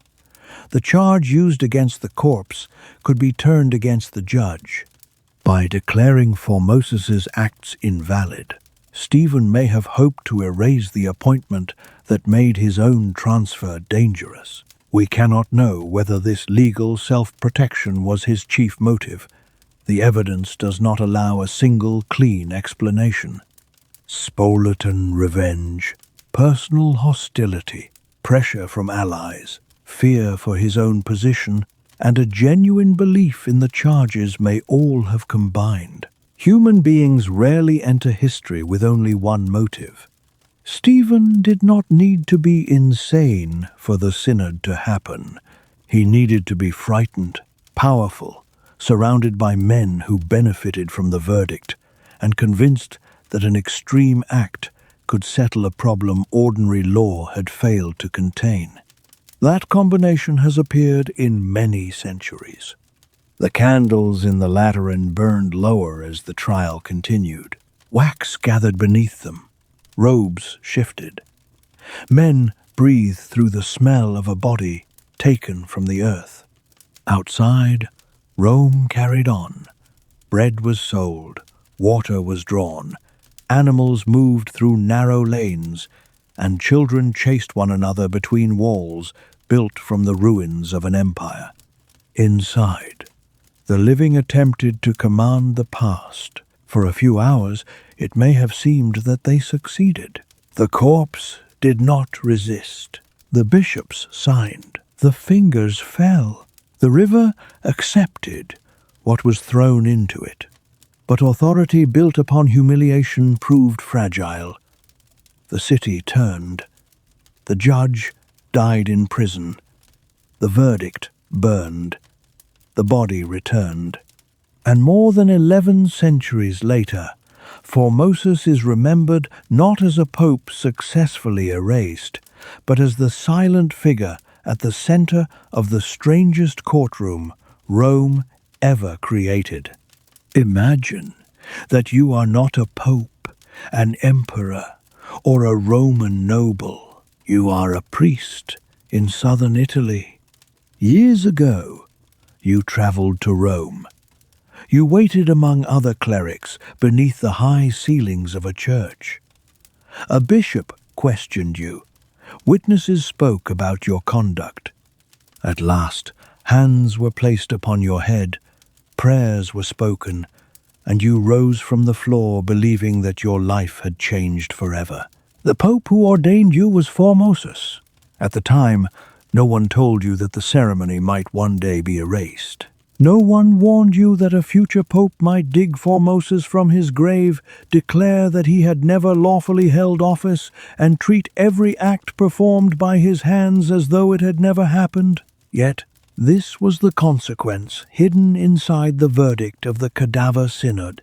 The problem did not remain inside the Lateran. It traveled down roads worn by pilgrims and soldiers. It crossed mountain passes with messengers. It entered monasteries, cathedral schools, village churches, and the private rooms of bishops. Everywhere it arrived, it carried the same question. What happens to a priest if the man who ordained him is declared to have possessed no authority? For an ordinary listener, the answer might seem simple. Repeat the ceremony, place the hands again, speak the prayers again, correct the paperwork, and continue. But ordination was not understood as a temporary license that could be issued, cancelled, and issued once more without difficulty. It was a sacramental act. It marked the person who received it. To repeat it could imply that the first sacrament had been empty, or that sacred power depended entirely upon the moral and legal perfection of the man performing the rite. That idea created dangers far beyond the career of one dead pope. If an unworthy bishop could not truly ordain, then every later scandal might unravel another generation of clergy. If the sins of a consecrator destroyed the sacraments he performed, certainty would become almost impossible. A priest might discover that the bishop who ordained him had been guilty of bribery. A bishop might learn that one of his own consecrators had obtained office unlawfully. The chain could be followed backward until no one knew where confidence ended. The body in the courtroom had been silent. The men ordained by that body were not. One of the clearest voices belonged to a writer known as Auxilius. Much about his life remains uncertain. He seems to have lived in southern Italy, perhaps in or near Naples, and he had himself received ordination from Formosus. That personal fact mattered. He was not defending a remote point of law for the pleasure of argument. The attack on Formosus touched his own priesthood. If Stephen's verdict stood, Auxilius could be treated as a layman wearing clerical clothing. The prayers he had spoken, the masses he had celebrated, and the duties entrusted to him might be called invalid. Even if his congregation continued to recognize him, an enemy could point to Rome and say that he possessed nothing. So Auxilius wrote. He wrote with the energy of a man defending not only a dead pope, but the stability of the Church's sacramental life. He gathered precedents. He examined older controversies. He argued that sacred orders did not vanish because the bishop who conferred them was sinful, excommunicated, politically defeated, or personally disgraced. A sacrament, in his reasoning, could not be made dependent upon the hidden purity of another human being. That was more than a defense of Formosus. It was a defense of everyone who had ever received something holy through imperfect hands. Another writer, Eugenius Vulgarius, entered the dispute as well. He was learned, comfortable with Latin style, and familiar with the older literary world that still survived in fragments around the monasteries and schools of Italy. He too defended the legality of Formosus and the orders he had conferred, though the pressures of Roman politics would later complicate his position. These men did not write calm histories for distant readers. They wrote weapons. Their pages belonged to a living conflict, Names were praised or attacked. Legal arguments carried political consequences. A sentence copied in Naples might be read by a bishop whose office was threatened. A document preserved in a monastery could strengthen a faction in Rome. Every claim about the dead altered the security of the living. The story of the Cadaver Synod therefore survived, not because anyone carefully recorded every moment for us, but because people continued fighting over what it meant. The quarrel preserved the memory. Think again of the priest in the small church. Morning light enters through a narrow window. Dust moves above the altar. A woman waits with a sick child. An old man asks for confession. Somewhere nearby, a bell is ready to call the village to prayer.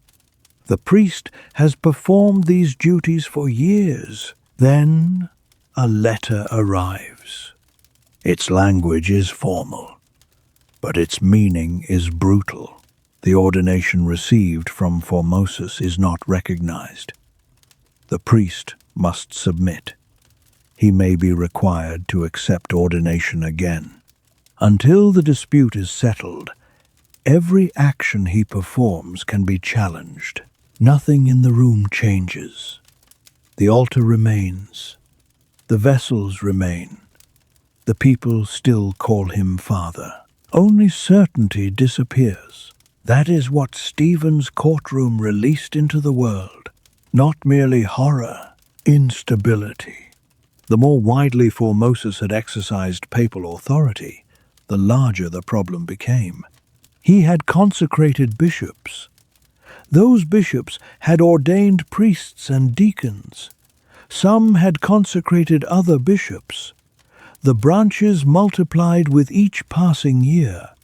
A verdict that attempted to cut down one man had struck a tree whose roots and limbs spread across entire regions. This may explain why the Formosan controversy endured through several pontificates. It was not an argument that could be buried with a body or settled by changing the name on a papal document. Too many careers, sacraments, properties, and loyalties were involved.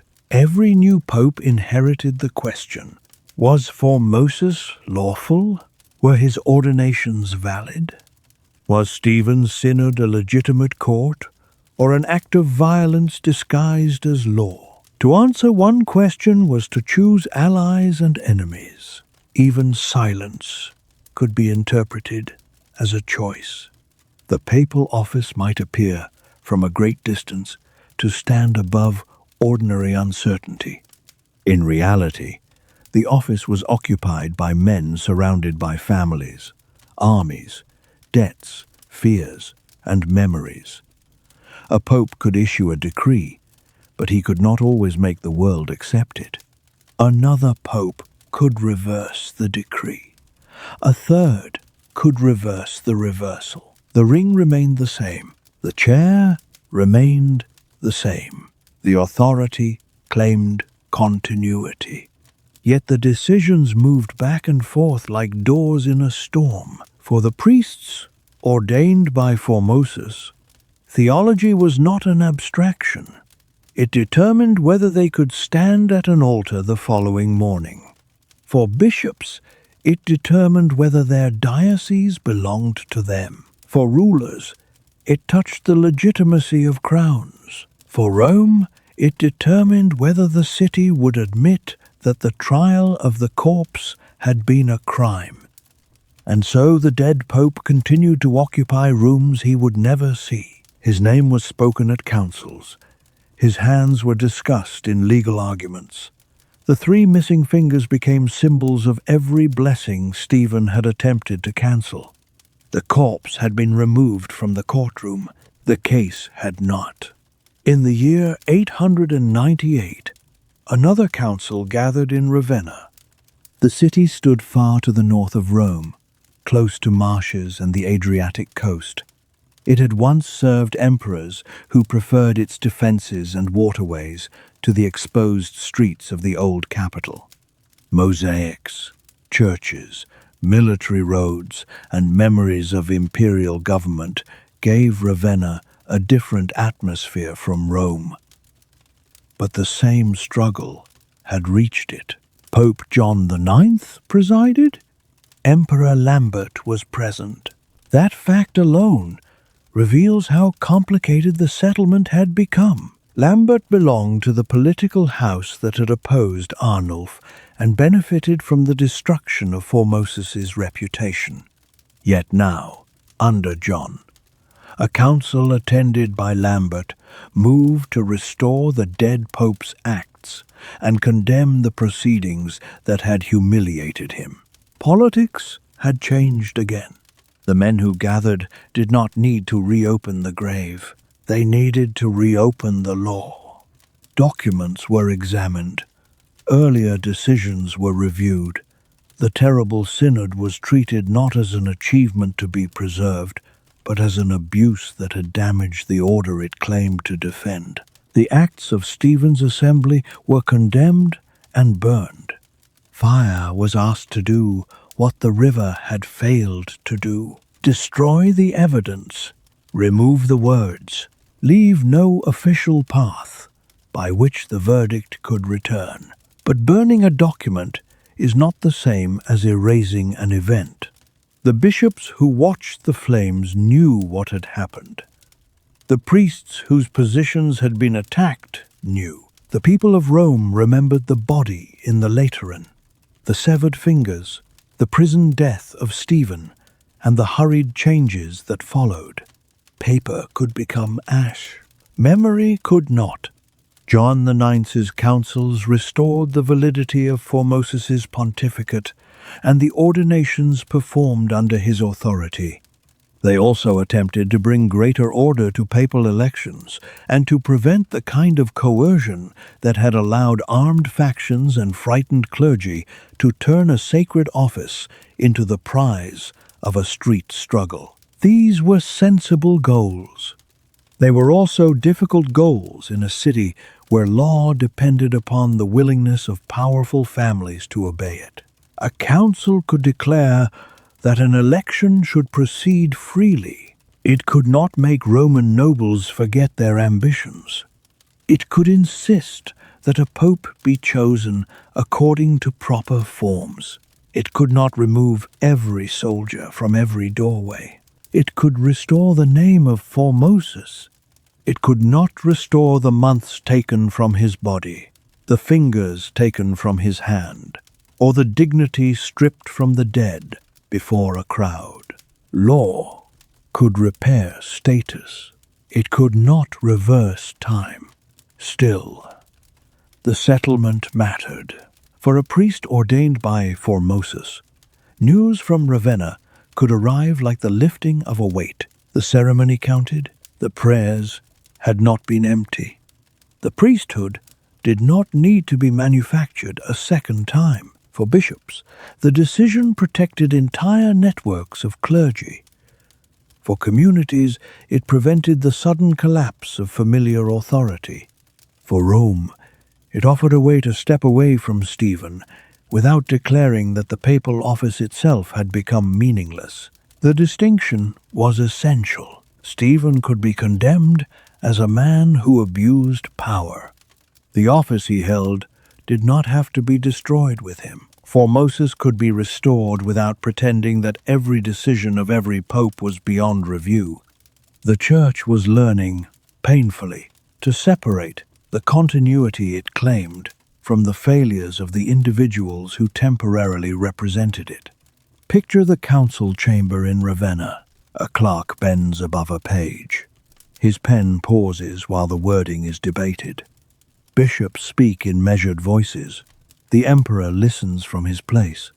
Outside, water moves through channels, and sea air reaches the city across low ground. No corpse sits among them. No one needs to shout questions at a dead face. The work is slower now, less theatrical. More important, They are deciding which reality will be carried forward. Stephen's reality said that Formosus had never lawfully been pope, that his acts were void, and that the living could command the dead to surrender authority already exercised. John's settlement said that the acts stood, the orders stood, and the grotesque courtroom should not govern the future. One version had used a body. The other used records, signatures, and law. Yet even a careful settlement depends upon the people who inherit it. John I 9 died in 900. Lambert had already died in 898 after a riding accident, still a young man. Arnulf died the following year. The great rivals, whose claims had shaped the conflict, disappeared one by one. You might expect the dispute to fade with them. It did not, because the original struggle was never only about Arnulf and Lambert. It had become a contest over Roman families, episcopal appointments, personal survival, and the meaning of ordination. Men who had gained from Stephen's verdict remained. Men who had suffered from it remained. The documents had burned, but copies, recollections, and loyalties survived in other hands. A new pope could still choose to reopen the wound, and before long one did. There is a temptation to imagine history as a line that moves steadily toward resolution. A crime occurs. People recognize it. A council corrects it.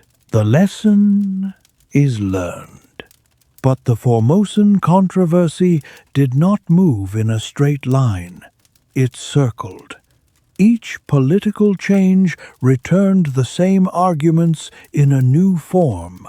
Each new claimant reached backward for whatever ruling could support him. The past became a storage room of weapons. A sentence issued under one pope could be lifted, sharpened, and carried into the reign of another. The dead did not choose to return. The living kept summoning them. When Sergius III secured the papal throne in 904, the body of Formosus was no longer sitting before a court. It rested again in St. Peter's. The vestments had been restored. The burial had been restored. The formal disgrace imposed by Stephen had been overturned. But Sergius belonged to the opposing side of the old struggle, and he was not willing to let Ravenna provide the final word. Under his authority, the condemnation of Formosus returned. The dead pope was not dragged out for another public performance. There was no need.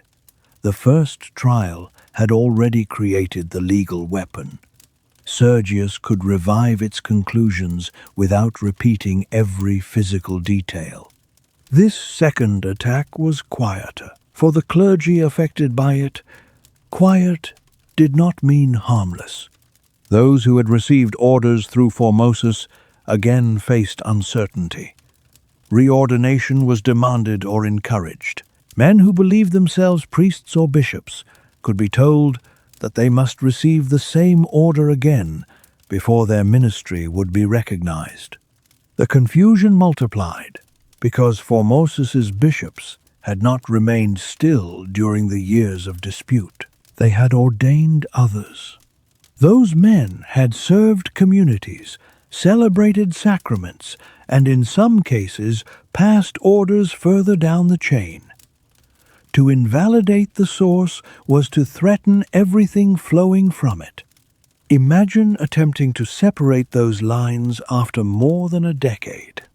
A bishop opens a chest of documents. Some are damaged by damp. Some contain names written by clerks who are now dead. A priest remembers who placed hands upon him, but cannot prove every detail of the ceremony. Another was ordained by a bishop who was himself consecrated by Formosus. A third received orders from someone whose own position changed twice as rival councils issued opposite judgments. The law asks for clarity. The past offers knots. Auxilius understood the danger. His defense of Formosan ordinations insisted that the sacrament could not be made to disappear through political defeat. The personal crimes of a bishop, even if real, did not transform every sacred act he performed into an illusion. This principle protected more than Formosus's supporters. It protected institutional memory from endless collapse. Without it, every change of regime could produce a new spiritual beginning. A victorious faction could declare the clergy of its enemies unreal. Ordinations would become prizes of politics. Sacraments would rise and fall with family fortunes. The Church could not function for long under such a rule. Even those who disliked Formosus had reason to fear the precedent. Today, Stephen's judgment destroyed your enemy's authority. Tomorrow, another judgment might destroy yours. Sergius's reign belongs to a period often described in dark language. Roman aristocratic families gained enormous influence over papal elections. Violence and sudden changes of office were common. Later writers would fill the era with scandal, accusation, and moral drama, sometimes preserving valuable information and sometimes repeating stories shaped by hostility. It is easy to turn these years into a theater of monsters that can hide the more useful truth. The people involved did not wake each morning believing that they lived in a grotesque age. They believed they were defending rights, families, offices, cities, and sacred traditions. They justified themselves through law and memory. Even cruelty arrived dressed as correction. Stephen called his assembly a synod. Sergius treated reversal as restoration. Each side claimed that the other had corrupted proper order. The language of principle did not prevent the struggle from serving power. It made the struggle more dangerous by allowing every faction to see itself as righteous. Somewhere in southern Italy, a copyist works by lamplight. He dips a pen and continues copying a defense of Formosus. The room smells of oil, parchment, and smoke. Beyond the wall, monastery bells divide the night into hours. The words moving across the page are technical. They discuss ordination, deposition, councils, and the limits of papal judgment. Yet beneath the legal language lies fear. Will the priest who wrote this be arrested? Will the bishop he defends lose his church? Will Rome demand submission? Will another pope reverse everything again? The manuscript is more than a theological exercise. It is evidence that the corpse trial continued to produce living resistance. Eugenius Vulgarius also wrote for the Formosan cause, using learning and rhetoric to challenge the condemnation. Later, under pressure, he sought accommodation with Sergius. That change does not make his earlier arguments meaningless. It reminds us how dangerous independence could be. A writer might believe one thing and publish another. A priest might sign a declaration to preserve his ministry. A bishop might accept reordination not because he agreed that the first was invalid, but because refusal could cost him his office, his safety, or the protection of his community. Documents record compliance more easily than they record fear. A signature survives. The sleepless night before it usually does not. This is one reason the story cannot be reduced to a single mad pope. If Stephen alone had created the problem, his death would have ended it. Instead, The controversy continued because it served wider interests and touched real uncertainties in law. Sergius could revive it because men still benefited from attacking Formosus, while others still needed to defend the acts performed under him. The corpse was a beginning, not the whole event. The true crisis lived in the years that followed. It lived in disputed altars, challenged bishops, rewritten records, frightened clergy, and councils that contradicted one another. The most famous image shows a body in a chair. The longer tragedy is almost invisible. It is a priest standing before his congregation, wondering whether Rome will recognize him tomorrow. Eventually, the practical need for stability proved stronger than the effort to erase Formosus. His pontificate remained in the papal succession. His ordinations were not permanently removed from the life of the Church. The attempt to make his years vanish failed because too much had already happened through them. This failure contains a strange form of justice. Stephen had ordered the body dressed so that it could be publicly stripped. He had cut the blessing fingers so that the blessings would be treated as nothing. He had cast the remains away so that no honored grave would preserve them. Yet the acts performed by those hands survived. The priests continued. The bishops continued. The succession continued. The fingers disappeared into the violence of the story. The ordinations did not. More than 11 centuries separate us from the Lateran courtroom. That distance creates silence. No complete transcript of the Cadaver Synod survives. We do not possess a clerk's careful record of every accusation, every answer, every movement in the room.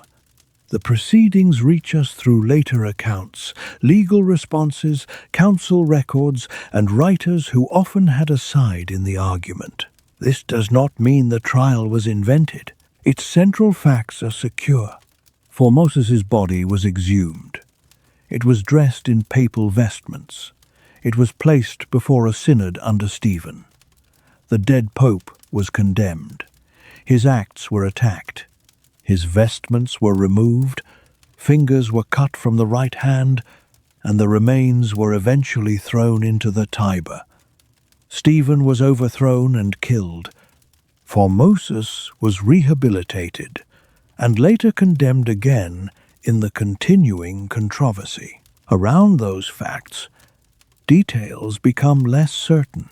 Was the deacon who answered for the corpse trembling with terror? Perhaps. It would be difficult not to tremble in such a room. But we should recognize when imagination enters the gaps left by evidence. Later storytellers understood the power of the scene.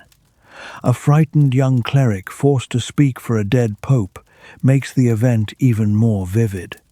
It may reflect a real role assigned during the proceedings, but we cannot recover his private emotions or hear his exact voice.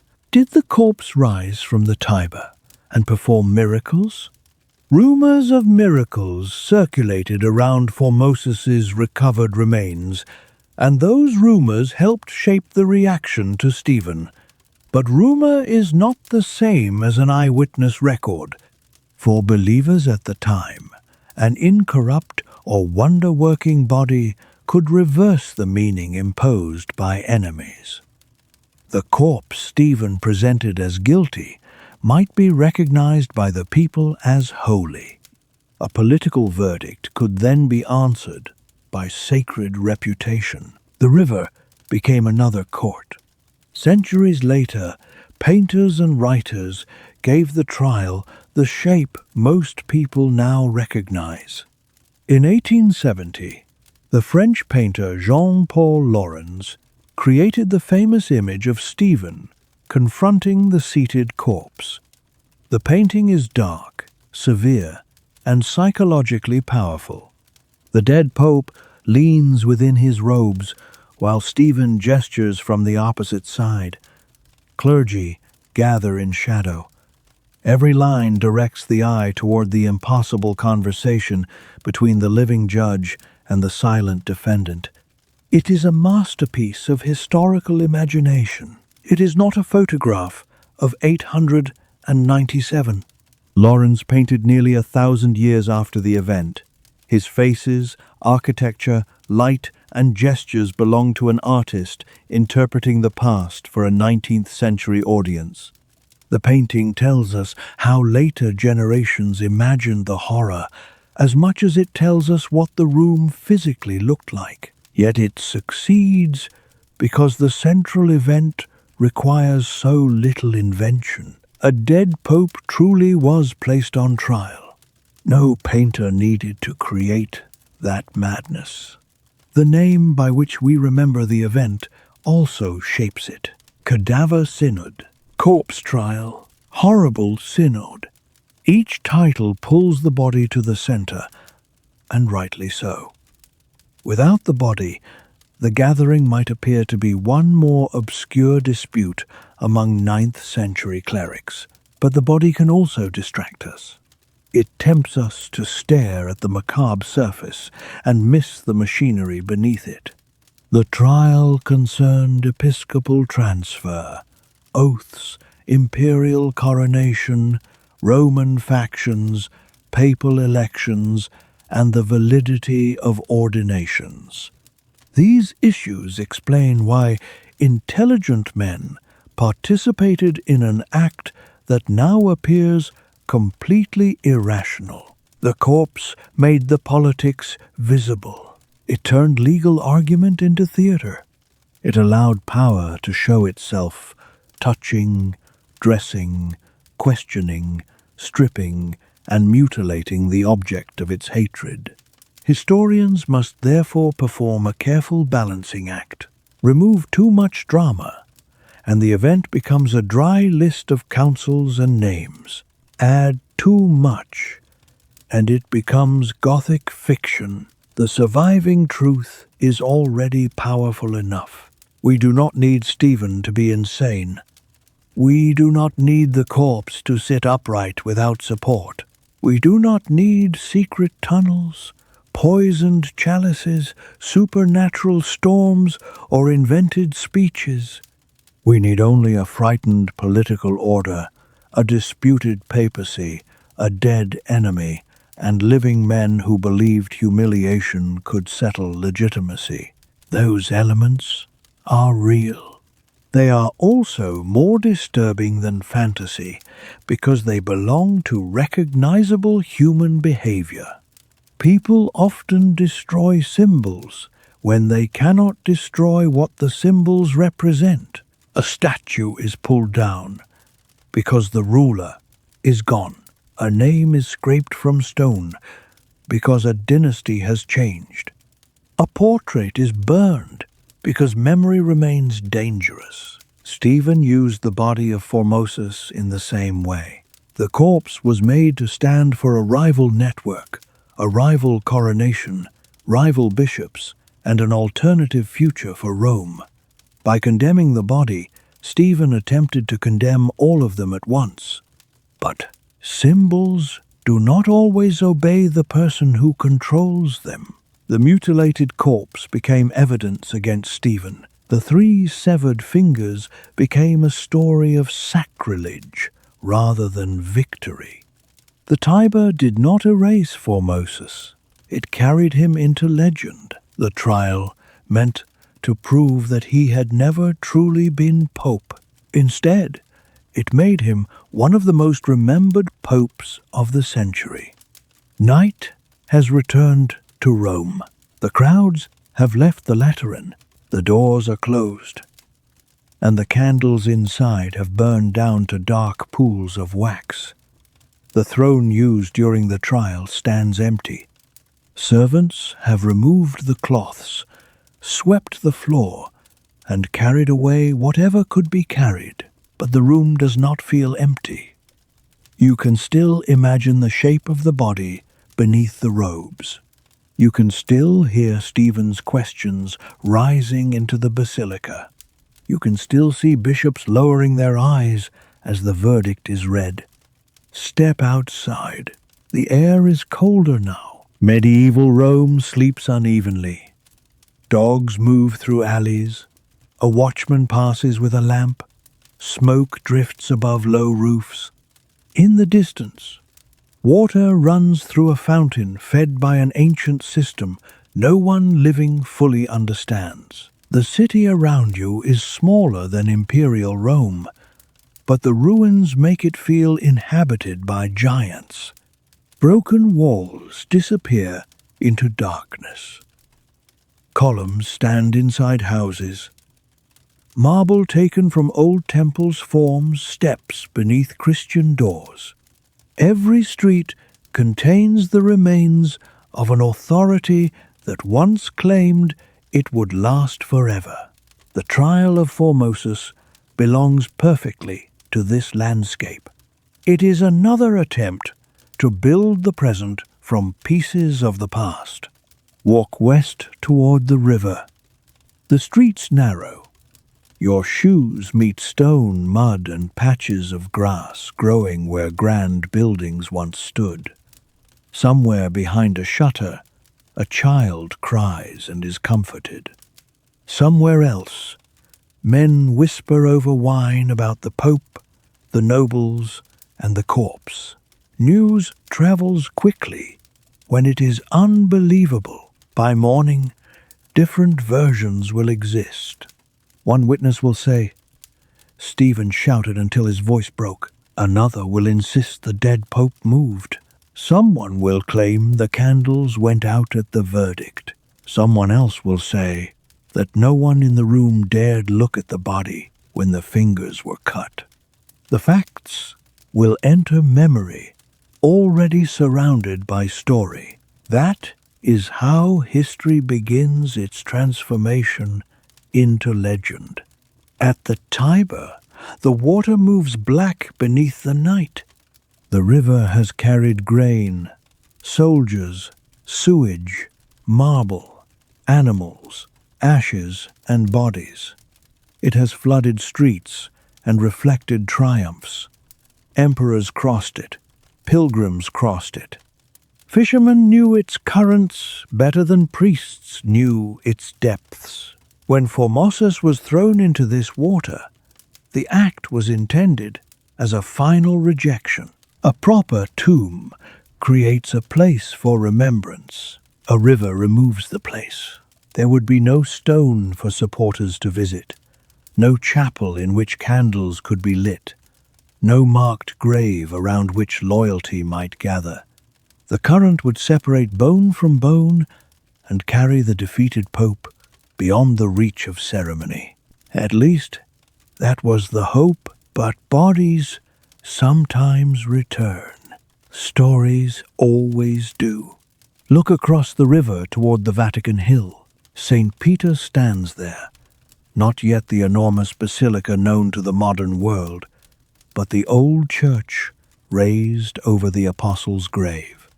Its long interior contains tombs, lamps, columns, and the accumulated memory of centuries.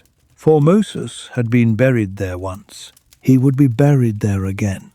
Between those burials came the courtroom, the stripping, the fingers, the foreign cemetery, the river, and the recovery. Few bodies have traveled through so many different meanings. Pope, criminal, discarded corpse, possible holy figure, restored pontiff, political weapon, historical warning. The flesh did not change itself into these things. The living changed the names around it. Continue walking while the city grows quieter.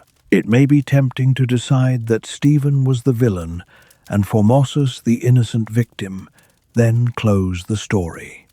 Stephen certainly ordered an act of extraordinary cruelty and humiliation. Formosus could not defend himself, and the judgment served political interests. Nothing in the complexity of the age makes the corpse trial less abusive. But Formosus had also participated in the dangerous politics of his world. He had moved among rulers, factions, oaths, excommunications, and imperial ambitions. He was not a peaceful stranger suddenly pulled into conflict. He had helped shape the struggle that outlived him. Victimhood after death does not make every choice in life pure. Guilt in life would not justify what was done to his body. Both truths can remain together. The deeper lesson is not that medieval people were uniquely irrational. They were capable of careful legal thought, sophisticated theology, political calculation, and long institutional memory. The same society that produced the grotesque synod also produced the arguments that overturned it. Men who watched power abuse ritual later used councils, texts, and law to repair what they could. The contradiction is familiar. Human beings can build procedures to restrain violence, then use those procedures to perform violence more efficiently. They can speak the language of justice while arranging a verdict in advance. They can believe that a public humiliation will end a conflict, only to discover that humiliation gives the conflict a new life. The Lateran was not frightening because reason disappeared. It was frightening because reason was placed in the service of revenge. The bells begin again before dawn. Their sound crosses roofs, ruins, gardens, and dark water. Monks rise. Bakers prepare ovens. Guards change positions. Priests open churches and begin the prayers that structure the day. Some of those priests may have been ordained by Formosus. They continue despite the verdict. A hand lifts bread. A blessing is spoken. A child is baptized. A dying person receives comfort. The ordinary work of religion proceeds while popes and councils fight over whether the hands performing it are real. This quiet continuation is stronger than Stephen's spectacle. The trial lasted hours. The consequences lasted years. The ministry connected to Formosus lasted beyond them both. You return in imagination to the chair. The corpse sits beneath heavy cloth. The crown is slightly wrong upon the damaged head. A deacon stands nearby. Stephen watches from across the room, surrounded by men who know what answer is required. The question is asked, "Why did you usurp the Roman See?" The body cannot answer. That silence should have ended the proceeding. Instead, the silence became useful. It allowed the judges to place whatever words they needed into the dead man's mouth. A defendant who cannot speak cannot contradict the story created for him. But silence has another power. It leaves the final judgment unfinished. Stephen supplied a verdict. Later, popes reversed it. Sergius revived it. Writers attacked it. Historians reconsidered it. The corpse remained silent through every change. Perhaps this is why the scene still holds attention. The courtroom appears complete. There is a judge, an accused man, clergy, charges, robes, and a sentence. Yet the essential element of justice is missing. The defendant cannot participate. Everything that follows is therefore revelation, not of Formosus, but of the people judging him. The corpse tells us nothing about its ambition. The court tells us everything about its fear. The fingers tell us about the desire to erase authority physically. The river tells us about the hope that disposal can become forgetting. Stephen's prison tells us how quickly public power can collapse. The restored tomb tells us that institutions often survive by undoing what they once demanded. Morning light slowly touches the city. The sky above the eastern walls changes from black to grey. Birds gather on broken stone. The Tiber becomes visible again, brown and steady, carrying small branches beneath the bridges. Rome has survived another night.